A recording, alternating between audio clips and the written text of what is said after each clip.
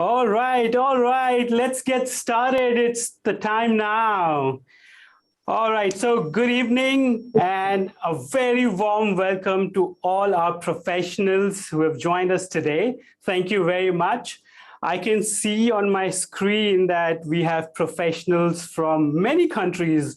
It's like covering the globe. I can see professionals from Singapore. Of course, some of us are based here. I can see professionals from Malaysia, Philippines, Indonesia. I can see from Sri Lanka, India, Dubai. Wow, I can see our friends joining from even, oh, that's too early. I think that's Canada. Oh, wow. And also, we have our president of the International Association of Sales Training joining all the way from London, which is midday over there. So, let me first start by welcoming our president, Jan Hilliard, to share a few words. Jan, over to you.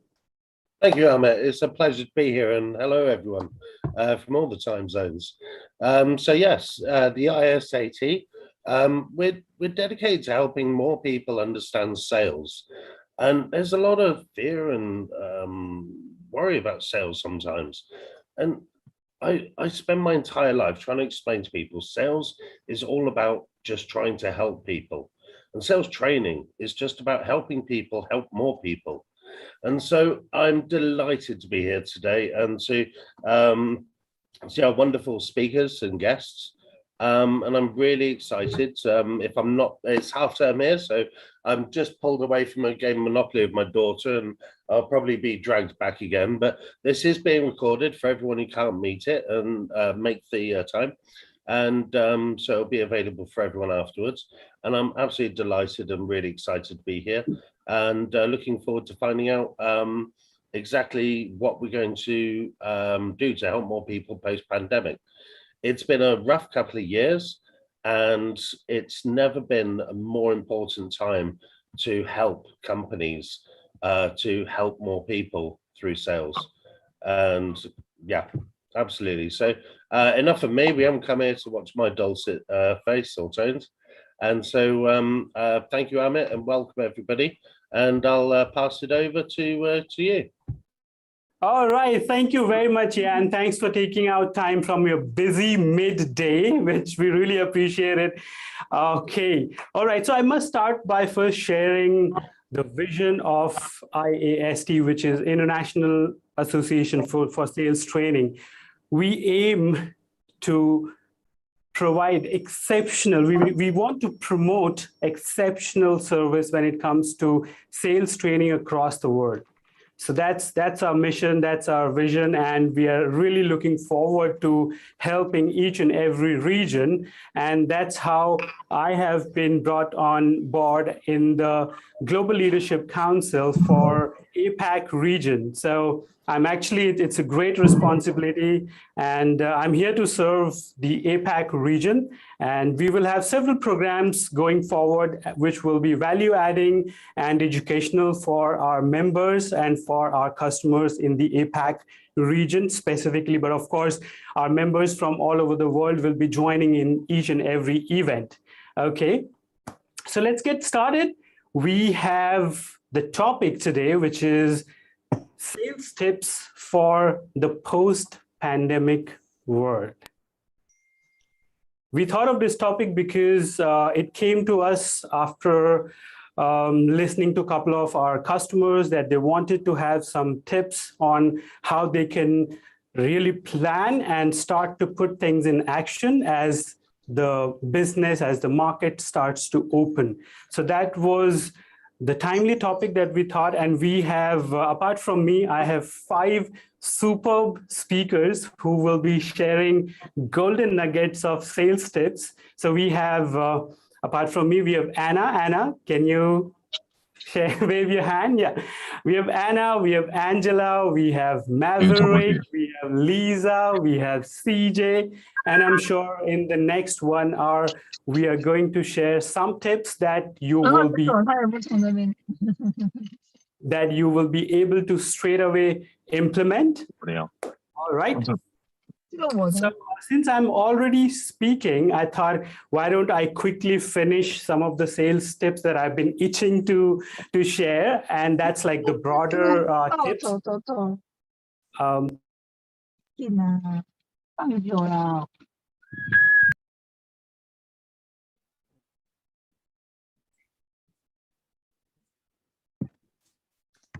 Amit, you're muted. All right, so I'm back. This is what happens when we have a group, which is absolutely fine. Okay, cool. So since I'm already speaking, I thought I will quickly share some of my sales tips, which will be a broader picture. And then I will have my other 5 specialist sales trainers and speakers coming in and sharing their tips, which will be a bit more deep diving into various subject matters across sales and marketing. Okay, so a quick introduction about me. I'm the founder, lead trainer, consultant, and speaker of Motivus Consulting, headquartered in Singapore, serving worldwide. And of course, the additional responsibility is to serve you from International Association of Sales Training. So my subtopic for the day is how to overcome losses faster. And that is something which is based on some of the demand that we have come across with other customers out in the market. So before this pandemic, whether we had major market share or minor market share, it really does not matter anymore. It's a level playing field for every business, because customers were forced to take a pause and they got a chance to look at their suppliers from a fresh new perspective during this pandemic.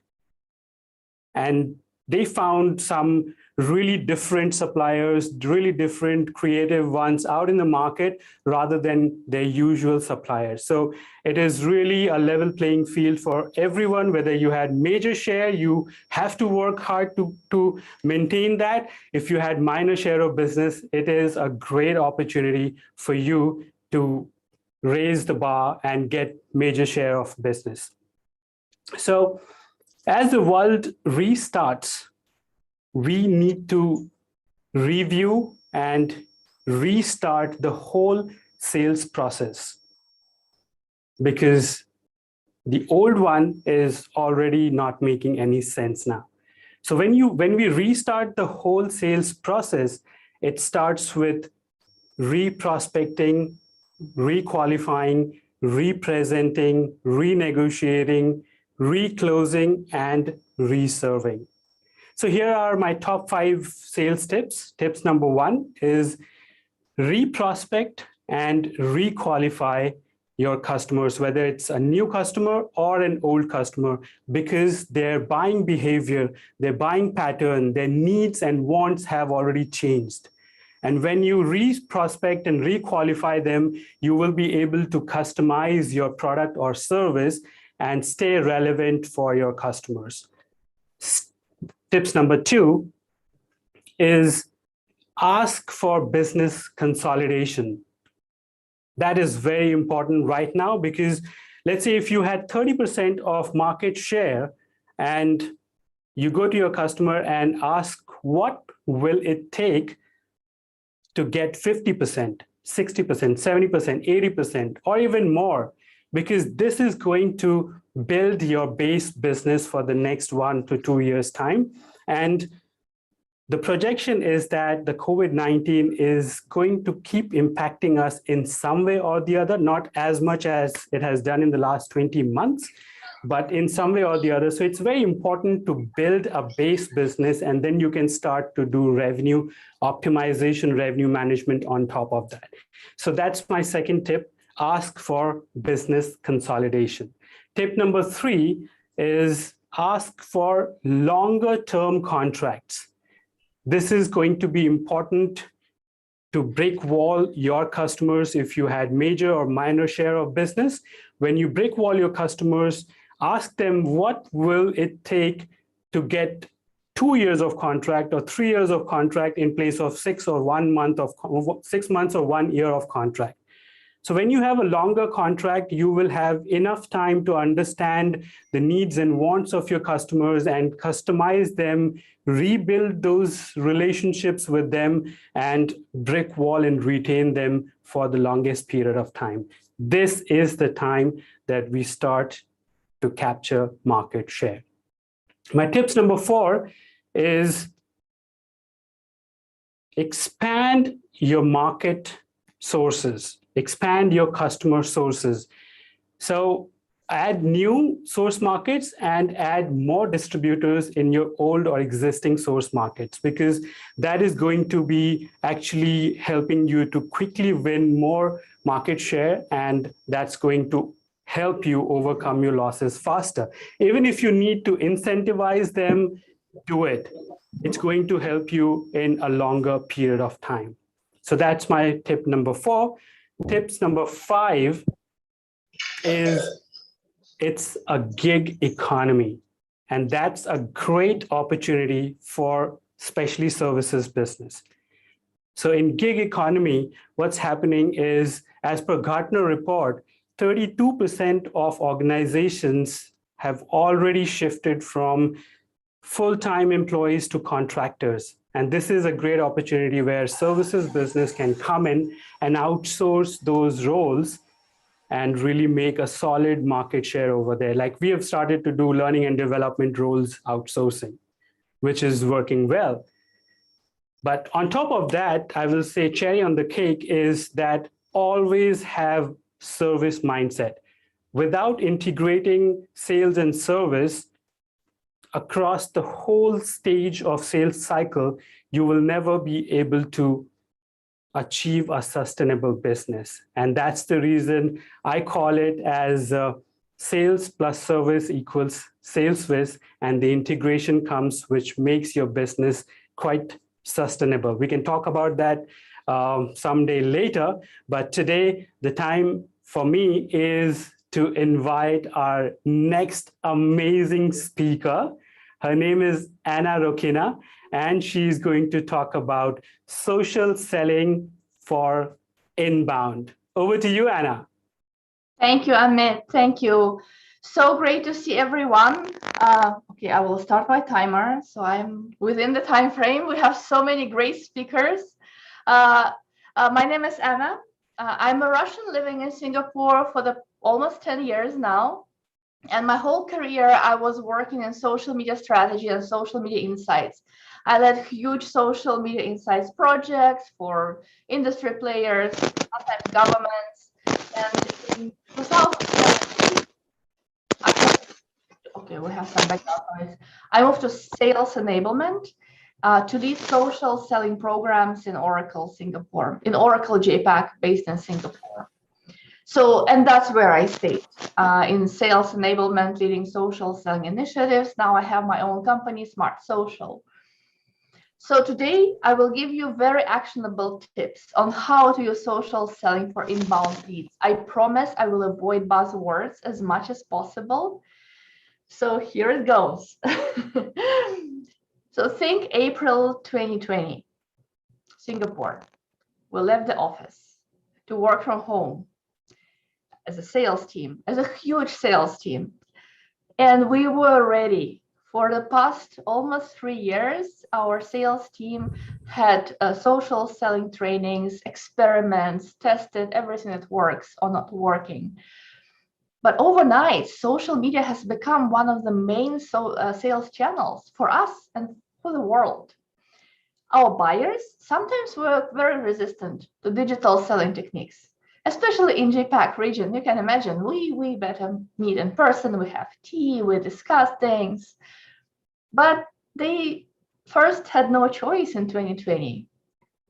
And then they actually started to prefer a Zoom meeting over a personal meeting in the office. So everybody moved to LinkedIn.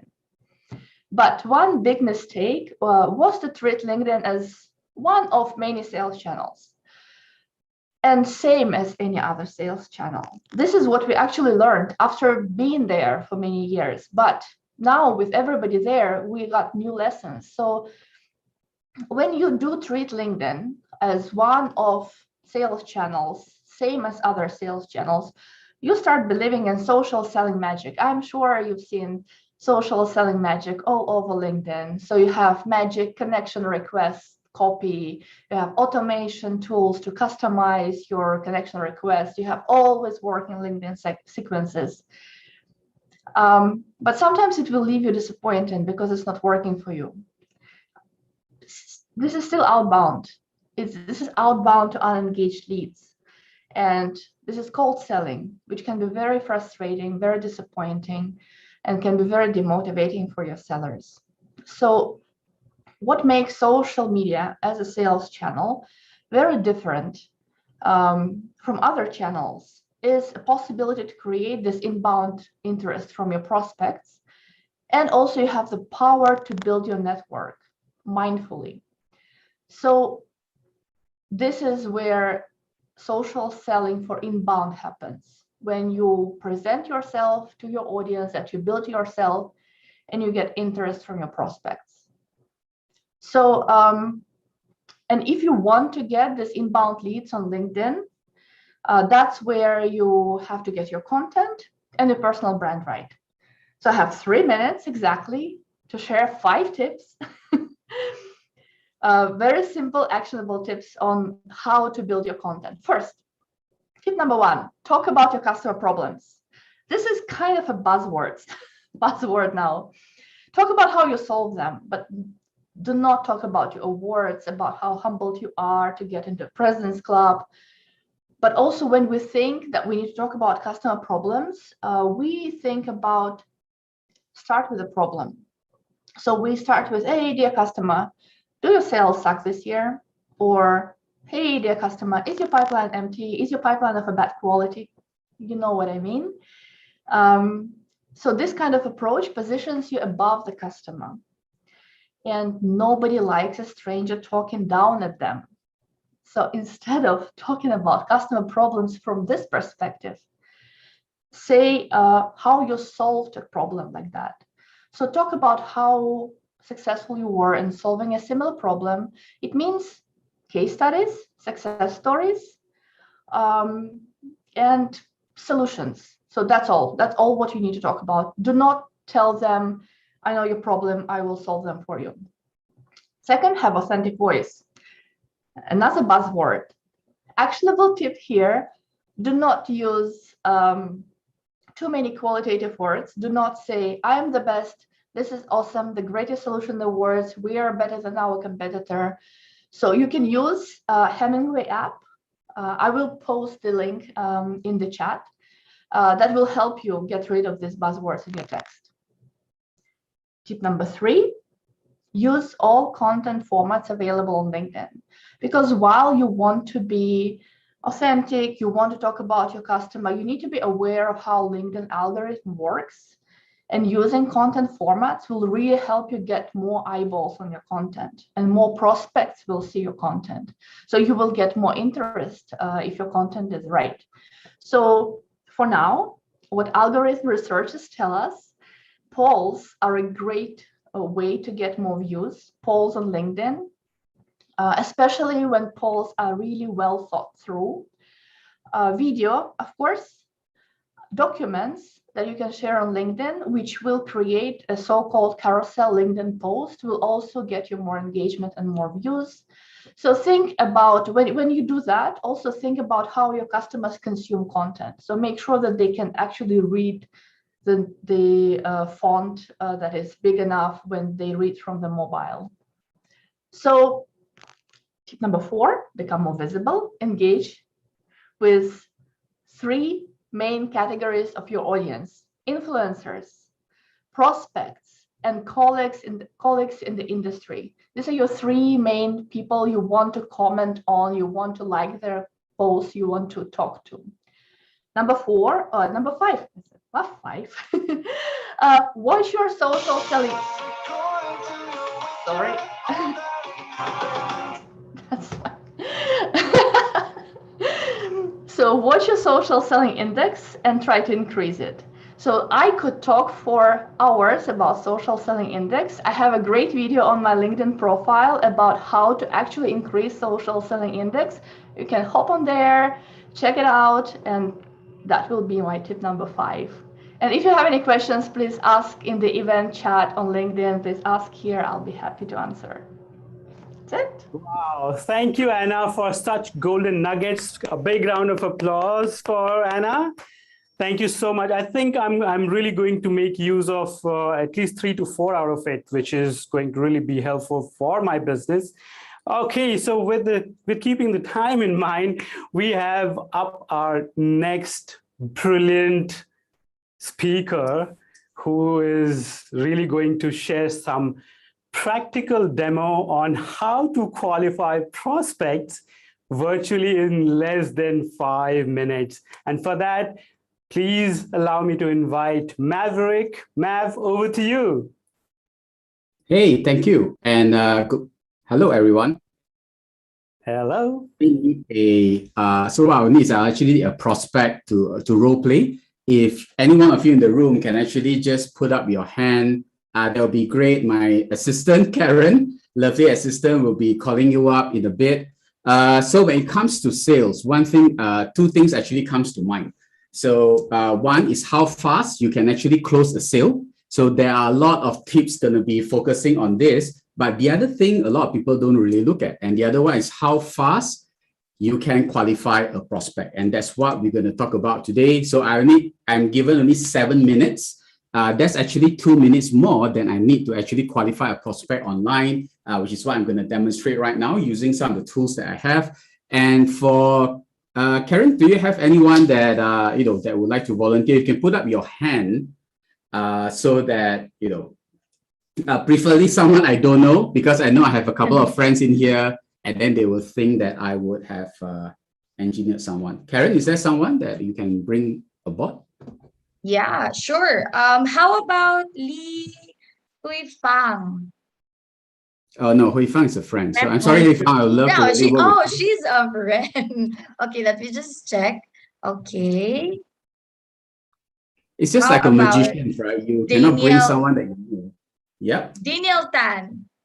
Sadly, she's also a friend and she's also a She's client. also a friend and a client. Okay. Okay, anyone who wants to volunteer can raise your hand. If anyone can volunteer, just put up the hand. Come on, TikTok. Behind. Well, Timothy I think Chan. May Let me has volunteer. volunteered. Hey, Tim. Okay, man. Okay, cool. Tim, so you don't have to switch on the mic. You don't have to switch on the camera, but just the microphone will be great. Let me give you some context as well. So you are a potential client shopping for sales training solutions, because I know there are a lot of sales trainers over here. So Tim, you are a client. So you can make up some numbers here and there. I'm going to ask you a couple of questions and you can just role play. Don't worry, at the end of it, I won't send you an invoice. It's just for role play. So you're good, Tim. Any question that you have before we start? No, all good.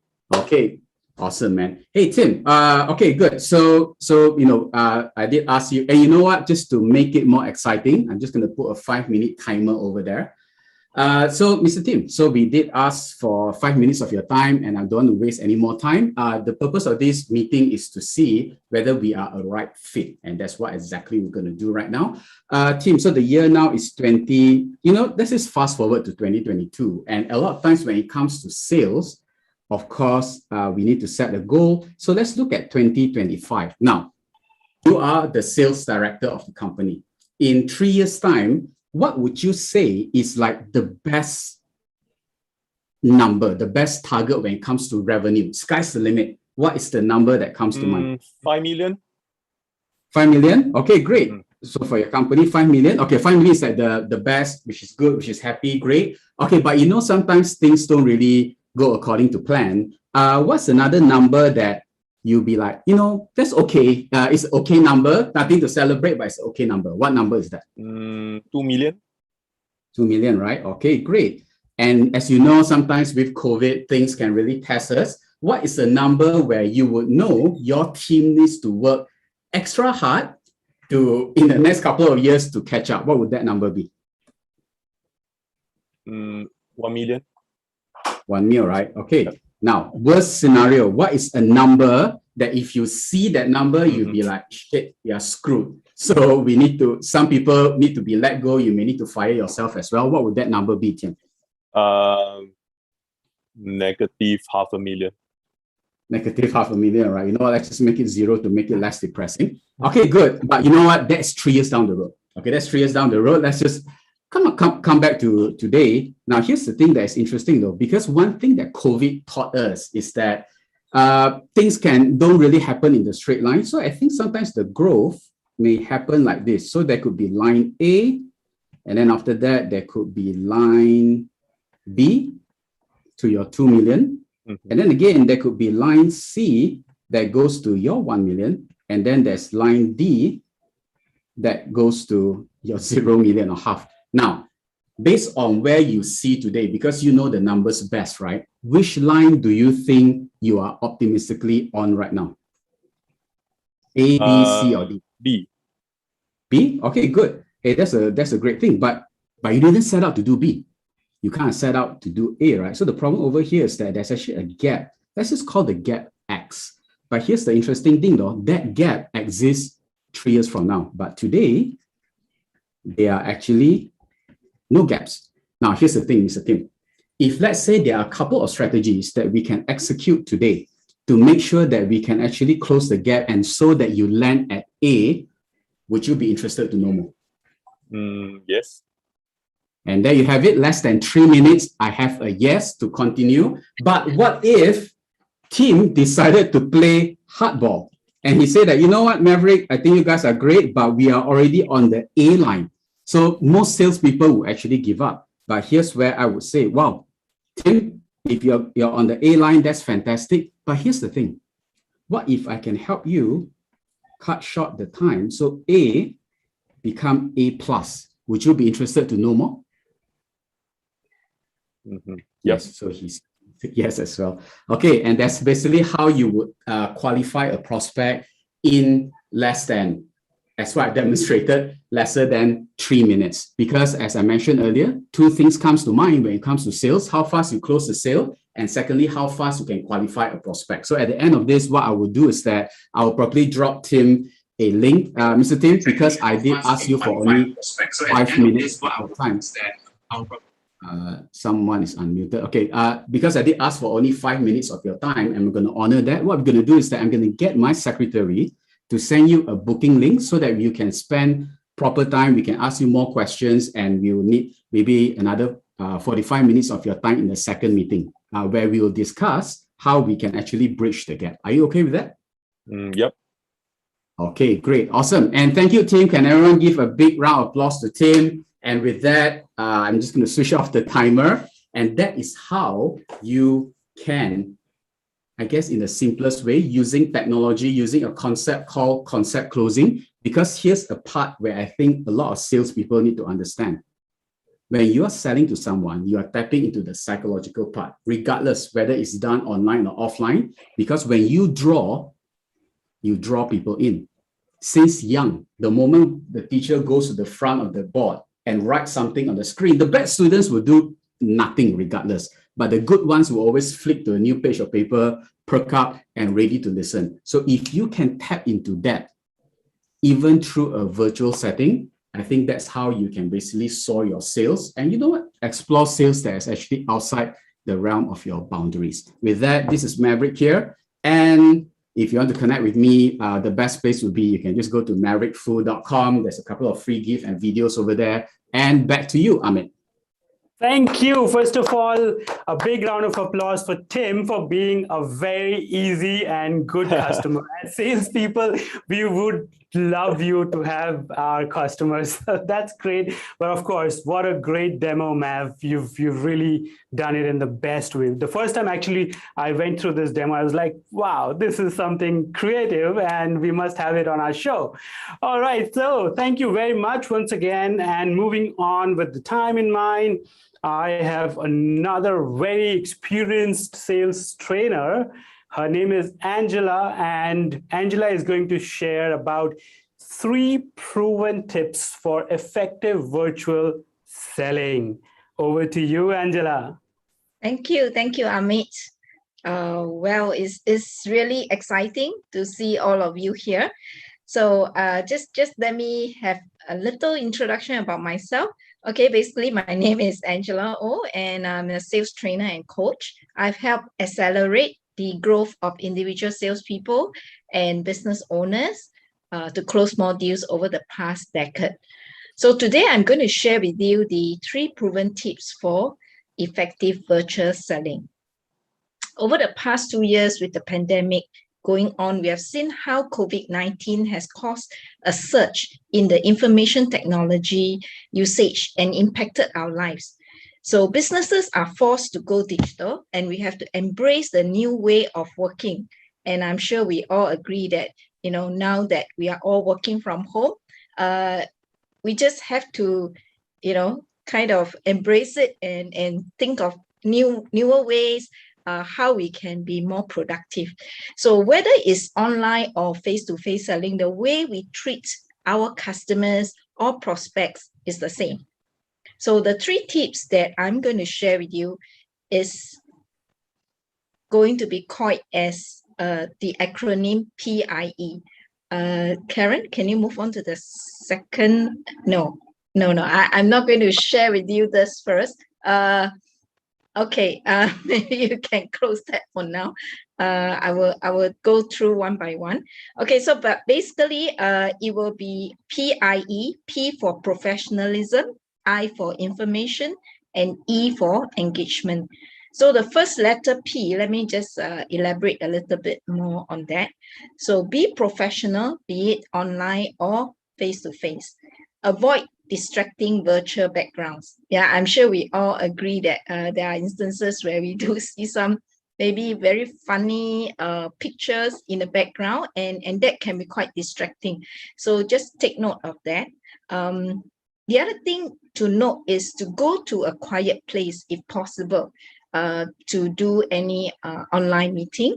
And of course, if you do not have that luxury to have that space, then at least I would say that it's advisable to inform your family members, right? Whether they are your spouse or your children, that you are going to be having an online meeting. So please, kind of do not disturb you during that period of time. And first impression still counts, yeah.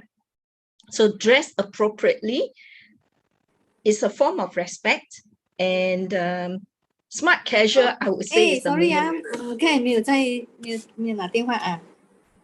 Sorry, I think I heard somebody in the background.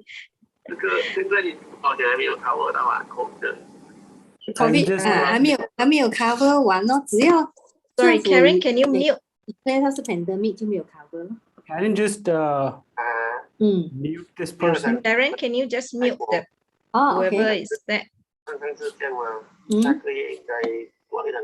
Karen?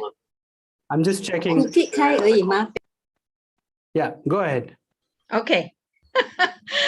Wow, that was I don't know whether you call it a commercial advertisement or whatever. Okay, anyway, so I was saying that we should dress appropriately, and smart casual, I would say, is the minimum that one should go. And in terms of how you sit is also important. Always put on a smile and be comfortable with the online tools. I'm sure you don't want to be wasting your precious selling time after getting an appointment with your customer. So you do not want to waste that time to be, meddling with the tools. And spend some time, if possible, beforehand to go through it, to practice it if necessary. And of course, one thing to note is also to stick to the stated time, because I find that is a very good habit to have. When you tell your customer that you're going to end at 8, make sure that you end at 8. So I think that is what Amit is going to do, to stick to our time as far as possible. And of course, if you need to extend it, ask for the permission of your customer before continuing. Yeah, so that is for the first P, be professional. And second letter I stands for information. So keep your information short and precise. I'm sure, unlike face-to-face selling, right? Where you can talk for hours. Yeah, I still remember my record was like 3 hours with a customer face-to-face. But we enjoy it. But you know, when you do it online, virtually, it can be pretty tiring because you're facing the screen. So the attention span is also shorter on a virtual platform. So prepare your key takeaways. Just like what you do on a face-to-face meeting, you would have in mind, you know, the agenda, what you want to take away, your core objective. So it should still be there even on a virtual setting. And don't stuff in, you know, don't be too ambitious and stuff in too much information in one setting. Okay. And of course, you know, you can always follow up with more details via emails or in another session with the customer. Okay. So that's for letter I. And the final letter E stands for engagement.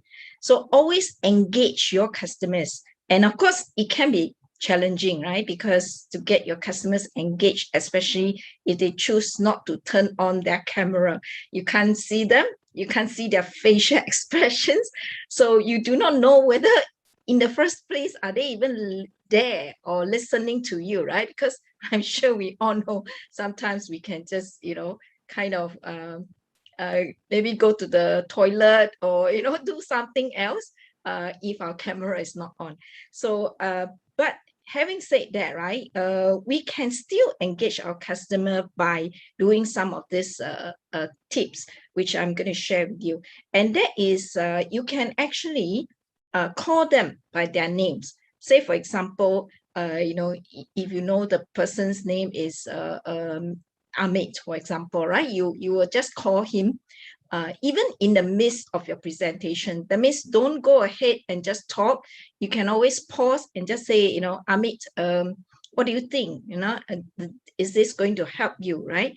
So call them by their names, and people always respond better when their names are being called. And it also comes across as more personal. Yeah. And the other one is to find commonality, meaning find something of a common, it could be a common interest, and how you can do that.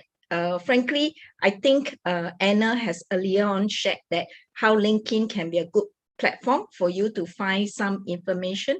So one of the ways you can actually go to the profile and check on the prospect's interest or networking group. And that can be even a good conversation starter. Okay. And of course, having good eye contact is also important because when you have a good eye contact, basically the person will then warm up to you better. So even if your customer's camera is not on, I would still suggest that you turn on your camera. Okay, and watch your pace, your tone to match that of your customer. Be enthusiastic because enthusiasm is contagious. And of course, last but not least, we can also build a good relationship with our customers during this COVID period. Like for instance, one good example is you can actually consider buying lunch, you know, to be delivered over to your customer's place. You know, after the meeting, just to show your appreciation for the time that they have given to you. So in conclusion, be professional, keep your information short and precise, and always engage your customer. So if you need to reach out to me, Karen, can you hit on the last slide and present it? So basically, you can reach out to me through LinkedIn, okay, and Angela O. Sorry, I think there's a spelling error there, sorry. So it should be Angela OPS, yeah. And of course, I do have a YouTube channel, which you can go in and look for, because every week I would be producing a new video on sales specific. So you can go in and, you know, yeah, look for the videos to find out more sales tips, yes. So that's it. Back to you, Amit. Thank you. Thank you, Angela, for sharing your tasty pie of virtual selling tips. That's really tasty. I'm going to use it myself. So a big round of applause first of all, for Angela, ladies and gentlemen. All right, moving on, we need to have another brilliant speaker. His book is coming out soon, and I'm so excited about it. His name is CJ Ang, and he is going to share with you how to win sales at the speed of trust. CJ, over to you. Thank you, Ahmed. Right now, as Ahmed is saying, I'm launching a book, and the book is called "Winning the B2B Sale in China." So a lot of for the past 16 years, a lot of my time I was actually spending in China, and most of our customers are in China right now. One of the key things about the pandemic, the good and the not so good about the pandemic, is that we tend to have a lot of screen time. We tend not to see our customers physically as much. But the good thing is, because we are selling virtually, we are able to reach out to customers far, far away without having physically to be there. So that's a plus. The downside for that, though, well, just like what I'm doing, I'm now based in Singapore. Most of my clients are in China. The downside to that, though, is without that face-to-face meeting, sometimes you find it difficult or challenging to build trusting relationships. Now, when it comes to trust, when we build trust with customers, we're not saying that the customers have to absolutely trust you or the customer absolutely do not trust you. Trust, in a way, it's a magnitude. It's a matter of how you gradually build trust over time and make your customer trust more with you. So what can you do to make your customers trust more? And in fact, the more your customers trust you, the more likely they are going to buy faster from you. So what are some of the things that we can do in terms of building that trust? Some of us may be thinking as, no, if you're a nice guy, if you tell the truth, the customer is going to trust you.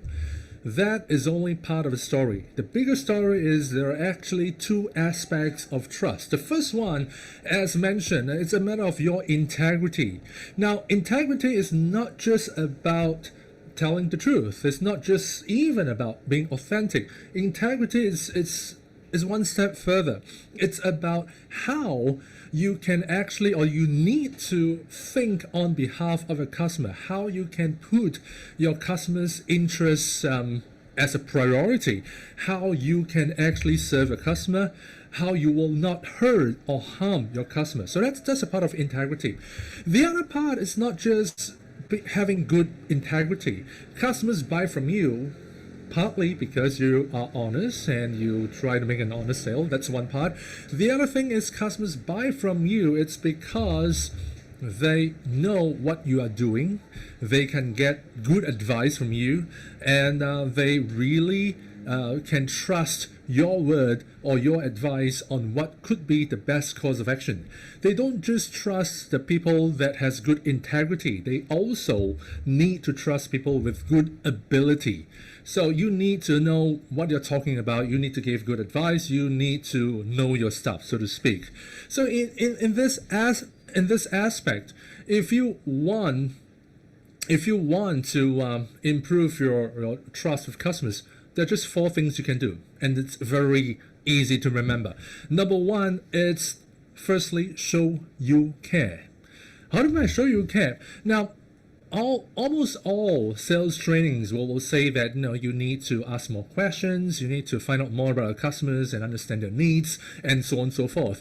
And one of the most common few questions, or few most common questions that I hear from sales participants all over the shop is that they ask questions on the first meeting like, how much do you buy in a year? What will be the price that will be interesting to you? Are you ready to buy now? Right? These are good questions, but you probably don't want to ask them in the first meeting because the customers have not decided if you are a good vendor, if they want to do business with you. These are questions that are beneficial for you as a salesperson. In fact, these are the questions that you probably will need to fill in your CRM system, right? So it's something that is good for you. It is not useful for the customer. So you may want to ask questions like, how's business now? How is business 6 months from now? what are some areas that you would like to see improvement 6 months from now? What would be some things that we can do to help you see those improvements? So it's to phrase yourself that you show you care for the customers in your conversations with the customer, right? So the first one is show you care. Number two is show you can. So when you talk to customers, when customers ask you about your products, your services, your solutions, are you able to let the customer know not just about your products, not just that you are a talking brochure? You need to let the customer know how the customer is going to benefit from your products, services, or other solutions. They need to know exactly how it works and what kind of things or what kind of steps they need to do so that they see the just results, right? So it's about showing you can help the customer achieve, you can get things done, and sometimes also customers need you to work internally with your colleagues to get things done. They may need some longer payment terms. They may need to have some expediting in deliveries. They may need to have some customization. And as a salesperson, you need to show you can work internally and deliver what customers need. Right, so the first one is show you can. Second one is show you can. The third one is about keeping your word. Is to keep your word. So if you make promises to customers, be it you promise to show up on a certain day and a certain time, be it that you agree to send a sample to the customer by a certain day, be it that you are bring the customer for lunch or bring your boss to see your customer's boss, whatever is the commitment, whether it's big or small, you keep your word. And I do know that in these pandemic times, sometimes things can be very VUCA. Things change a lot, and there's a lot of volatility, there's a lot of uncertainty, and you may not always be able to keep up to your promises. Things like you agree to deliver your products or deliveries by a certain date, and because we all know that shipping times has been delayed and it's very uncertain, the deliveries, the shipment cannot arrive on time, right? If those things do happen, and they will happen, do make sure that you let your customers know as soon as you can, or even well ahead of time, right? So it's by all measurements, keep your word. If in the unfortunate event that you are not able to always keep a word, let the customer know, let the customers know that you are doing your best. Let them know what kinds of things you'll be doing to make sure that you are as close to keeping your word as much as possible. And the fourth thing is about keeping in touch. Keep in touch. Right, the more you talk to your customers, the more you communicate with customers, the more you have intimacy with the customers. The more you communicate, customers feel that they are more familiar with you. They tend to feel that, whatever questions they have, whatever inquiries they have, they feel like, hey, I just spoke to Amit yesterday, and if I have any queries, maybe I'll just check on with Amit or whichever salesperson that is serving me. So the more you speak to them, the higher the intimacy, the more likely they are going to trust you. Right, so four things. The first one is show you care. The second one is show you can. The third one is keep your word. And the fourth one is keep in touch. Is that simple? It's simple in terms of conceptual reasons. Doing it consistently requires conscious effort to keep on doing it. And why is this so important? And just one last thing. Now, there's some research, even for B2B products, that we usually will think that, corporates buying things will be very rational. They have different committees. They'll rank things on different priorities, and they'll make a final, very rational decision.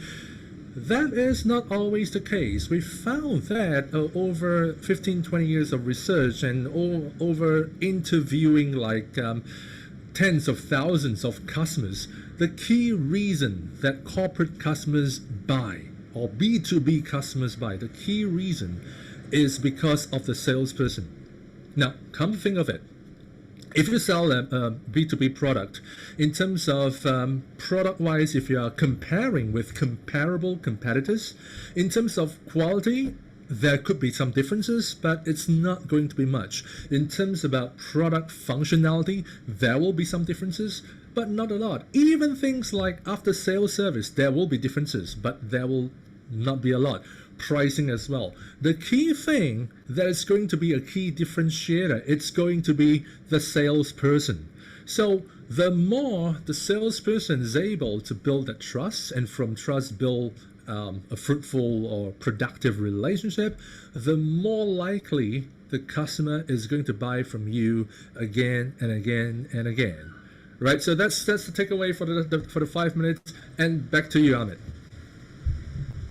Wow, that's action-packed. Actually, CJ, you reminded me of my Sales Learner, Performer, and Leaders Day. Care, can, word, touch, it all resonates with what made me successful in my sales career. So absolutely, absolutely, which is important for us as salespeople to keep in mind, practice and follow it, and success will definitely follow through. Thank you so much. A big round of applause for CJ. Okay. Wow, we are kind of approaching the end of our session, but we have our last speaker, last but not least, Beauty with Brain, Lisa Ang, who is going to be sharing about perfecting the art of personal selling. Over to you, Lisa. Thank you so much, Amit. I'm really pleased to be able to share with all these friends who have gathered together to learn about sales training. I just want to tell you that I have in total over 30 years of sales experience, where I have founded 2 companies, one in Australia and the other one in Singapore, that we sell holistic wellness solutions. And because I have all these years of experience, I basically perfected the art of personal selling, where I have even been recognized and awarded a number of international top sales awards from the associated multinational company that I work with. So tonight, we're going to talk about the 4 keys in perfecting your art in personal selling. And it is important to understand that the first key is that you have to be authentic, because people are buying you or the products or services that you represent. And when there isn't that authenticity, they somehow would sense it. And that's where it is vital that we keep on working on ourselves. Just like myself, I'm into holistic wellness consulting. I attempt to continue to get more and more understanding and training overseas to learn how I could better help my clients. And as such, I always walk the talk. And it's so interesting because in all these years, I've actually encountered clients whereby they actually had the option to either go with me or perhaps with a friend in the same industry, or even with a relative. And interestingly, they chose to go with me, not with their friend, not with their relative. And they actually told me, Lisa, we are awarding you the contract because we know that you walk the talk. And because of that, we know that we can trust you, just like what CJ was talking. Trust is so important, whereby it is about being able to build up rapport very, very quickly. And when you're authentic, it is just so easy because it's you. And that's where there's no facade. And it's just an experience whereby the next key, it is about getting the customer to understand that you are leading them through a journey. That means they have a certain mindset. And so in order to be able to sell to them successfully, it is about being able to understand, first of all, where they are at. Because if you don't understand where your customers are at initially, how can you really propose good customer-centered solutions to address their needs? And that's where, whether you're selling yourself in a job interview, you need to be able to understand that there are objections in the person's mind. Is it the right person? Is this the right product? Is this the right service that she can offer? And so if you are able to walk with your client to say yes, yes, yes, in each step of the sales process, the ultimate clinching the sale is inevitable. And so it is not about focusing on what products or what capabilities you have, but focusing on them. So you want to be able to paint the third key, paint the best possible solutions. And that's where it's important that you have client testimonials or references if you are selling yourself, because then it authenticates your abilities that you can really help.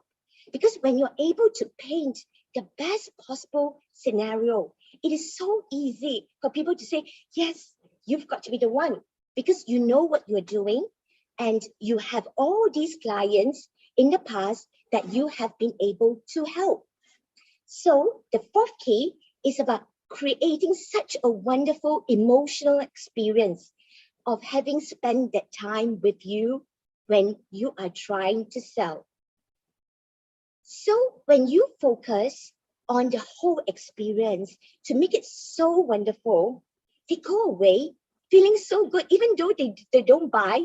And I had clients who didn't buy, but they went away feeling so good.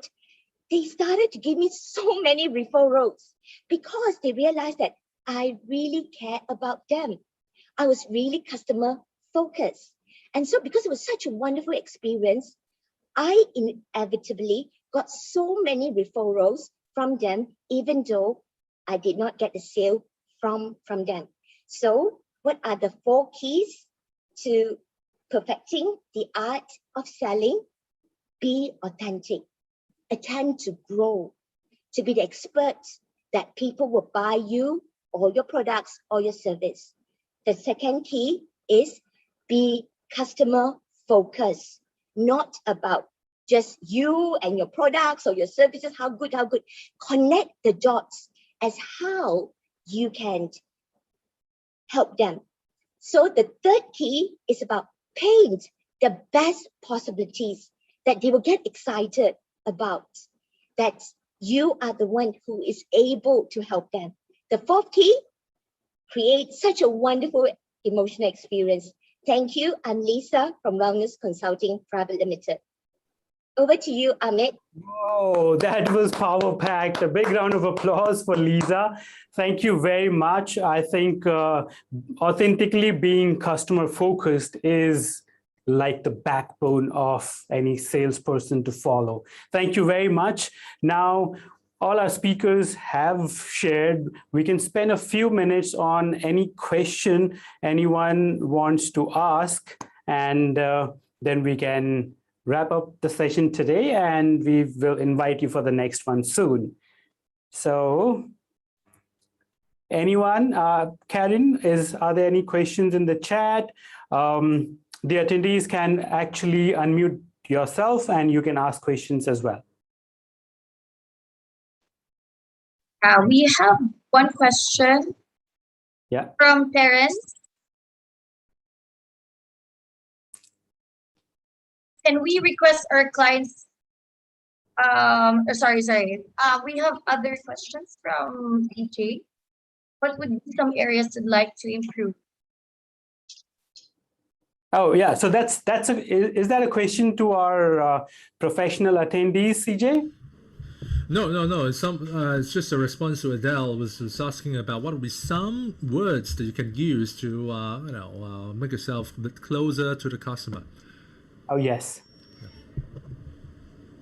So if you want to ask questions, please raise your hand, or you can chat in our chat box. And of course, alternatively, you have all our email, not email, but our LinkedIn links over there. You can connect with us, keep in touch, and ask as many questions as possible, not just I now. think there is one question from George. Everyone talks about being authentic. What is one thing you do to show this? Okay, that's a good question. Lisa, would you like to take it? Yes. When you are authentic, it is actually about being vulnerable.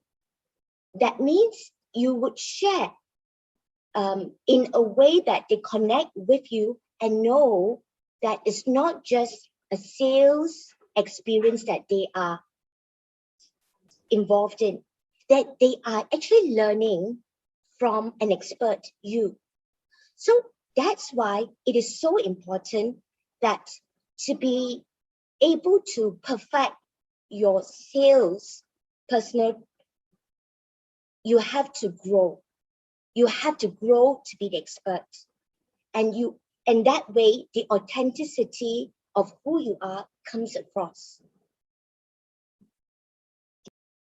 Okay, that was a great answer. In fact, being authentic also means that just put across the right picture, the reality. Don't try to fake it. If it is possible, say it's possible. If there is any problem, or if there are any other circumstances that needs to be looked at before providing the solution, then be clear and don't keep your customer unaware of what is going to happen. So that's also being real, being crystal clear. That's being authentic as well. Thank you. I'll just add something about authentic as a salesperson. You know, as a salespeople, we face a lot of pressures to chase targets, and we want to, we want to we want to go after every sale. But with customers, what the mindset that salespeople need to have is, you want the sale, but you don't need the sale. So you're there to do everything you can to help the customer, to see whether there is any possibilities, like what Maverick has been doing. No, you want to qualify if the customer are there any possibility for you to work together. You want to find out, could there be a good solution that will benefit the customer? But ultimately, the choice is to be made by the customer. So you're okay if the customer say, you know what, your product sounds good, but maybe it's not for me right now, just yet. And you're okay with that. The objective for you is to get to the truth, is to get to what is the outcome, and you don't really need to force your desired outcome onto the customer. So that's what I feel about being authentic as a salesperson. Yeah, that's absolutely correct. Sorry, Amit, can I just add on? I think the other thing, I'm a great believer in selling from the heart, which is also the reason why I published the book called Heart Sell, Selling from the Heart.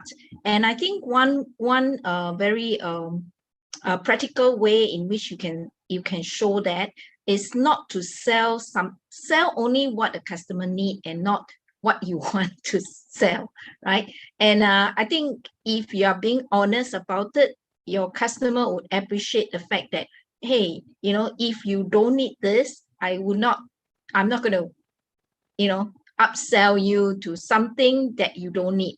So, we can take it one step at a time. When you are comfortable, then we can go for the next, the next step up.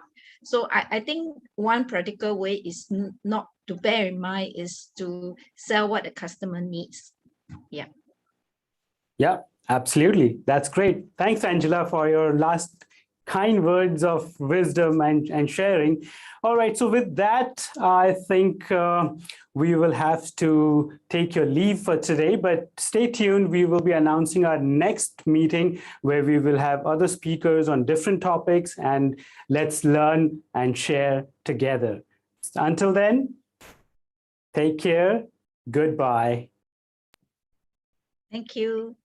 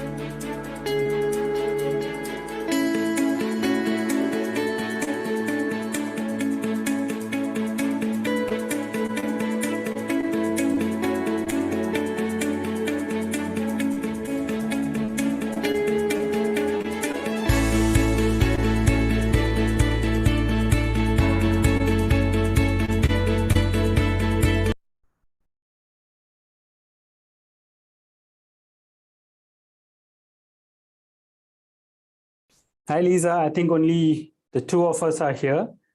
You're muted. Because I wasn't sure whether we were going to stay back for a debrief. Oh, yeah. Means everyone started to drop off. I think I'm seeing messages from Angela that she by mistake left. Maverick had to jump off to another meeting. So, Okay. So maybe we can do a debrief some other time then. Yeah. we can do a debrief. We can also have a chat on the group, and we can then plan the next event. Thank you Okay. very much. You were awesome. Okay. Thank you. You did a great job of emceeing and sharing. Thank you. I'm not an MC, but I just tried. Yeah, that's good. Okay. Yes. Thank you. Good Take care. night. Good Bye. night. Have a good rest.